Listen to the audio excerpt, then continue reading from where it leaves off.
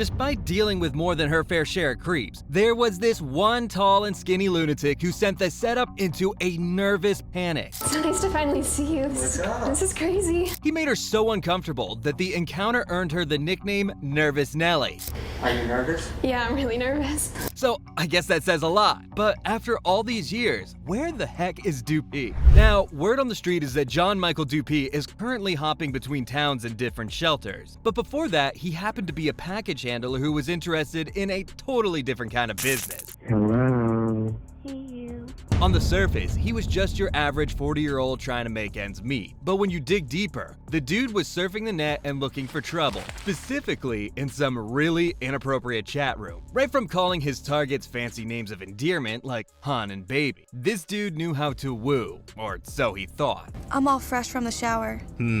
I wish I smell your body, baby. Either way, his antics were enough to catch the attention of the PJ crew, and mind you, he didn't land one, but two setups at the same time. Oh yeah, the dude was seriously fishing for trouble. Now this is where things started to get even creepier. Dupee, or should I say Boo as he liked to be called, decided he wanted to get real cozy with his pair of setups. It'd be amazing for me and you when our bodies are touching. I mean, just look at the messages right here, and now picture a young woman receiving these on the other side. Disgusting. It makes you want to gag, doesn't it? But wait, there's more. During one of their calls, the dude kicked it off with a really seductive tone, and mind you, it's more creepy than romantic. Can you imagine? I can practically feel the secondhand embarrassment just thinking about it. I've never done this. Have you? No.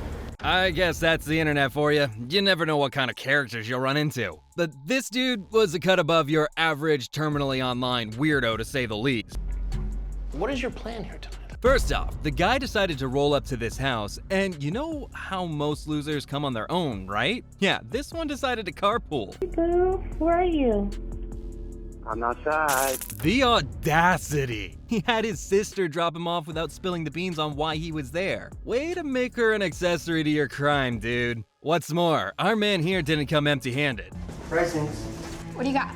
He was lugging around this huge plastic bag like he was about to have a picnic or something. A picnic he's gonna remember for a long time to come. Chips. Nice. At first, when he arrived at the house, the dude strutted in like he was the king of the castle. But when he was questioned about his bag of goodies, he was more than happy to share his so-called gift. Thank you. Like, seriously, was this a date or a convenience store? I mean, what even was this? Happy to oblige. A bag of chips, a caramel-covered chocolate bar, and a giant bottle of iced tea. And then, when the inevitable "what do you want to do" question popped up, Dupee's bright idea was to do the most stupid thing ever. So what do you want to do? A hug? I don't know. No wonder the poor gal bolted out there faster than Dupee could try and grab her. But even though he was empty-handed, Dupee decided to chase her like he was in some weird game of tag. But of course, the only person his game led him to was Chris himself. And what did Chris do? Hey, Boo. Hey. There's a seat right around that stool right there in front of I mean, if that's not comedy gold, I don't know what is. Now, here's the kicker. When questioned about his intentions, Dupee came up with the most ridiculous excuse ever. Just hang out, watch football? Hang out and watch football with whom? Yeah, sure, because that's what every 40-year-old dude does, right? Let's not forget his white lies about his age and hers. Dupee was only making things harder for himself, but Chris wasn't about to let him slip away. Who's her? With Billy. And do you know how old Bailey is? When asked about what game he wanted to play with the setup, Dupee fired back with a quick Steelers and Ravens. Smooth move, except for the fact it was painfully obvious he was just trying to save face at this point. I don't try to talk to, I just try to find a girl to talk to And since Dupee was trying his level best to play an honest man, Chris decided to expose him with his own word, the chat log. I mean, could this guy dig himself any deeper? Good for you, John. The chat, the appearance, the dark chocolate. But Dupee, in all his glory, decided to play it cool, claiming he had no ulterior motives, and get this, he denied having any protection on him. He tried to spin the whole thing, claiming that he was just a friendly guy looking to hang out and get to know her. Wait, let me replay that last bit in his own words for you. I mean, it depends how if I'm a good person, you know, like, Yeah, did you see him shrugging his shoulders while he claimed to be a good person? He didn't even believe what he was saying. But of course, Chris wasn't having any of it. He reminded him of what a typical person would behave like. And especially, nobody in their right mind would ask for a hug within 3 minutes of knowing some random person, let alone a younger individual. But wait, it gets even better. I mean, all they did was just ask for, you know, a hello hug. Dupee really hit back with the lamest excuse ever. Turns out he was just being friendly with his hello hug tradition. Like, seriously, I'd get it if he and the setup were longtime friends and at least somewhere near the same age. But they were still complete strangers. And of course, the lies kept coming. Not that that matters. How old are you? 30. Despite chatting about it beforehand, he straight up denied wanting to spend the night with her. And then, when his phone rang, he tried to play it cool, saying it was just his cousin. And let's not forget the cherry on top, his poor sister, who apparently had no clue what her dear brother was up to while she was still waiting around for him. As the confrontation grew more intense, Chris then asked him the hypothetical father question: what would you do if you were the dad? And Dupee stumbled all over his words. Well, she told me to come in. Does that make it right? Seriously, Dupee, pull yourself together, man. But, oh no, even after being confronted with the explicit chat logs, Dupee stuck to his story like glue, insisting he was just playing and seeing where she was. Now, you talked about spending the night here tonight. What's more, he had the lamest excuse for actually coming over to the house. I just walked in, you know, without talking to her, you know, without getting her okay. Sorry, man. You can deny it all you want, but that's exactly what you did. And when Chris asked him about his little overnight plan, Dupee's explanation was ridiculous. You know, like, if she had to wake up in the morning, you know, like, if I was gonna stay here. Did she have to go to school?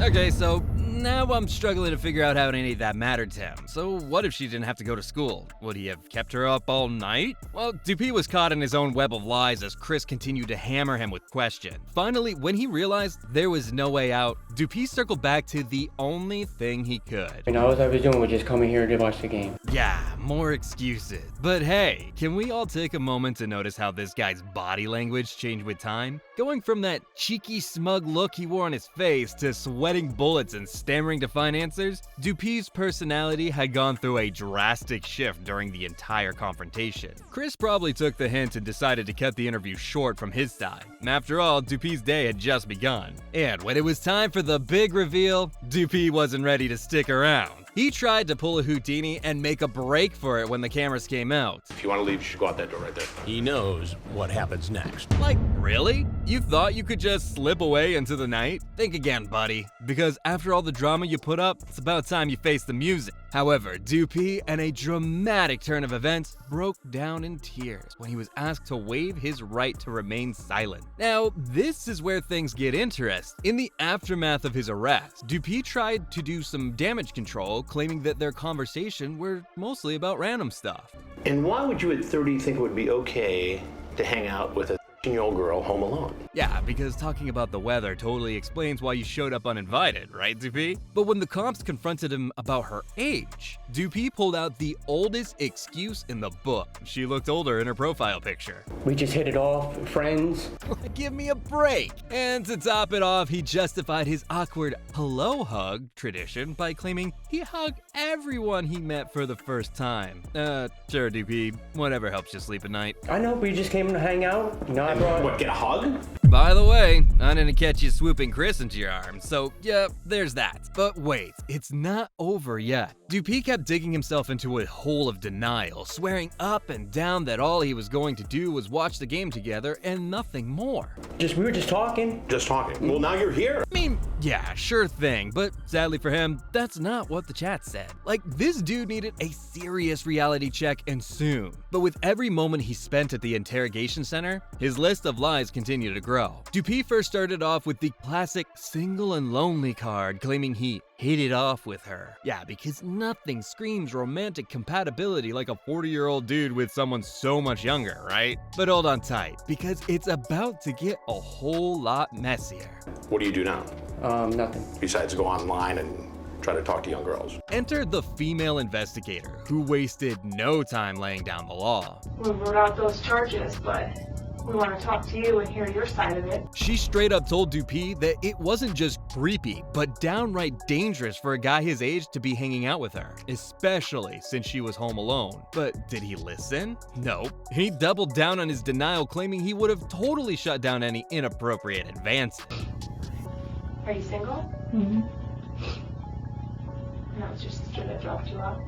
While the female investigator tried to knock some sense into him, her male counterpart had had enough. He was so fed up with Dupee's nonsense that he cut straight to the chase, declaring that there was only one reason a grown man would be at a young girl's house: to do it. I know, as we know why you were there. You're lying to yourself. Admit it to yourself, and let's get on with it. Yeah, talk about laying down some hard truth. And if that wasn't damning enough, the female investigator pointed out Dupee's oh-so-friendly hug the moment he walked in. Like that? All I think was ask her for a hug. I mean, come on. You're not fooling anyone with your awkward attempts at affection, Dupee. Get that straight. The investigator called out Dupee's lies for exactly what they were: pure BS. Of course, they weren't buying into the sob story. They weren't afraid to let Dupee know it. But did Dupee finally come clean? Well, sort of. Because, I just got in trouble, so, I don't want people in my business. He admitted he was out on bail for a previous offense, all while continuing to sob like it was the end of the world. Seriously, you just can't seem to catch a break, can you? You could sit and watch a football game with your son, can't you? Can't you? So here's the lowdown. After all the tears and drama, Dupee found himself facing the music with not one, not two, but 3 felony charges. We're talking about attempted assault, trying to put someone immature in harm's way, and enticing someone into a seriously inappropriate situation. Did you send her those photos? Yeah, definitely. Yeah, things escalated pretty quickly for old Dupee. Now picture this scene. Dupee, looking all sheepish, stood before Judge Robert Devlin in March 2016 and decided to plead guilty to all 3 counts. But that wasn't the end of his twisted story. Far from it. To do what? No. To do what? To chill and watch the To football do game. what? No, not to chill and watch the ball game. As Dupee's hearing unfolded, the peanut gallery and the audience, many of whom were there for their own court appearances, started shouting at the guy. Judge Devlin, clearly not amused by the rowdy behavior, called a recess and even kicked some of them out. But no amount of kangaroo courtroom drama would prevent the inevitable on May 13, 2016. Dupee had his sentence handed down. Is there anything else you want to tell us? With the possibility of spending 4 long years behind bars hanging over his head, Dupee must have been sweating bullets. But just when he thought he had it all figured out, plot twist, his sentencing date got pushed ahead. Everything happens for a reason. Fast forward to August 12, 2016, and it was D-Day for Dupee. The judge dropped the hammer. 8 years in the slammer, but with a catch. He'd only need to serve 3 of them. Phew, talk about dodging a bullet. But wait, there's another catch. Dupee wasn't just off the hook yet. He was slapped with 10 years of probation and had to register as an offender for a decade. So much for his happy ending, huh? So picture this. December 2016 rolls around, and Dupee was still doing time behind bars. But wait, the plot thickens.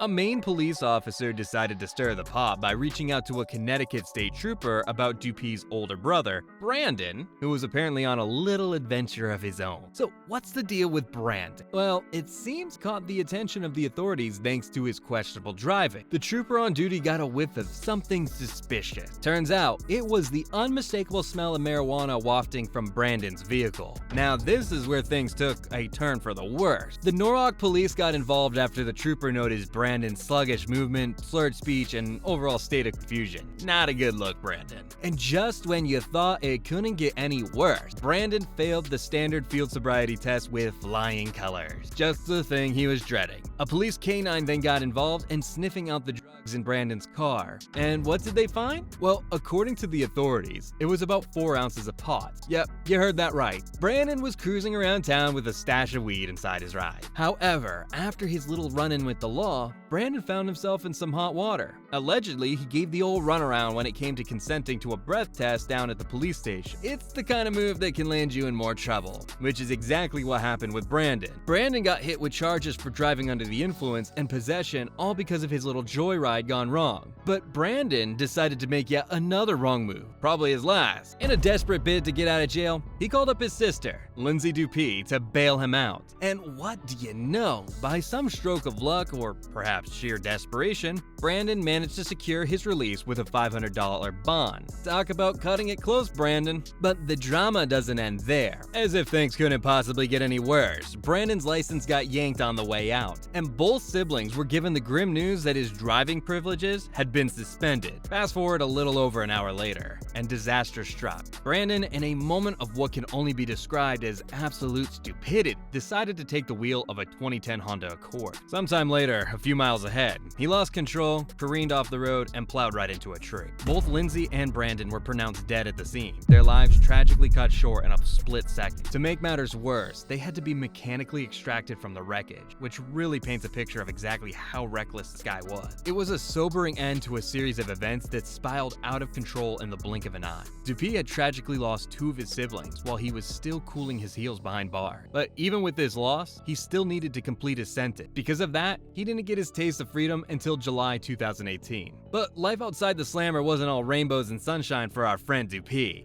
But you made a plan and you executed it to come. He found himself down on his luck, ending up homeless and seeking refuge at a shelter in Connecticut. Fast forward to October 2021, and Dupee was back in hot water once again.